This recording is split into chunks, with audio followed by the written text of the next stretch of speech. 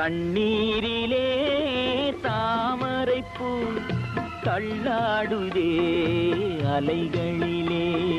தண்ணீரிலே தாமரைப்பூ தள்ளாடுதே அலைகளிலே.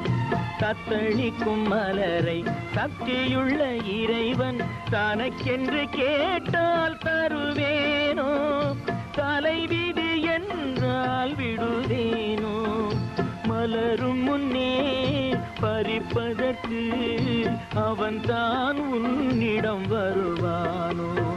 தண்ணீரிலே தாமரைப்பூ தள்ளாடுதே அலைகளிலே.